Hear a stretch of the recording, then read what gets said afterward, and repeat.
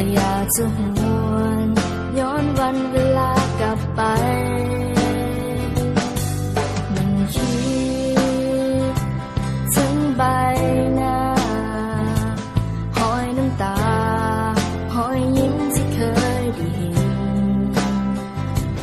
คิดถึงสีวินนักเรียนมัธยมที่เคยเป็นและบอกเคยลืมว่าเฮาหากันเท่าใดห่างกันแสนไกลหัวใจยังเหมือนเก่าห่างกันเท่าใด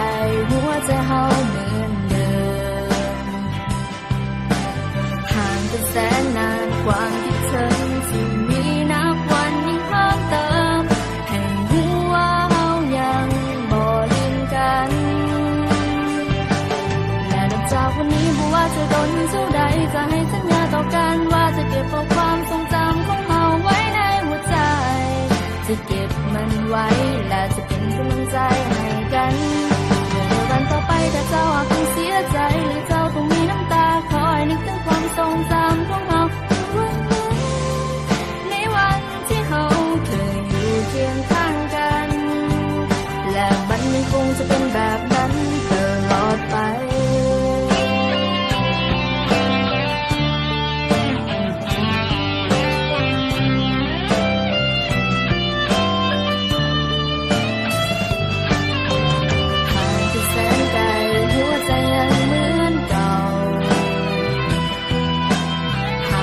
เท่าใด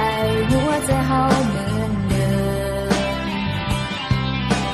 ห่างกันแสนนานความคิดถึงที่มีนับวันยิ่งเพิ่มเติมให้รู้ว่าเฮายังบ่ลืมกันและนับจากวันนี้บ่ว่าจะโดนเท่าใดจะให้สัญญาต่อกันว่าจะเก็บเอาความทรงจำของเฮาไว้ในหัวใจจะเก็บมันไว้และจะเป็นกำลังใจให้กันเมื่อวันต่อไปถ้าเจ้าอาจต้องเสียใจหรือเจ้าต้องมีน้ำตาคอยนึกถึงความทรงจำของเฮาในวันที่เฮาเคยอยู่เคียงข้างกันและเฮายังคงจะเป็นเพื่อนกันตลอดไปและนับจากวันนี้บ่ว่าจะโดนเท่าใดจะให้สัญญาต่อกันว่าจะเก็บเอาความทรงจำของเฮาไว้ในหัวใจจะเก็บมันไว้และจะเป็นกำลังใจให้กันเมื่อในวันต่อไปถ้าเจ้าหากต้องเสียใจหรือเจ้าต้องมีน้ำตาขอให้นึกถึงความทรงจำของเฮา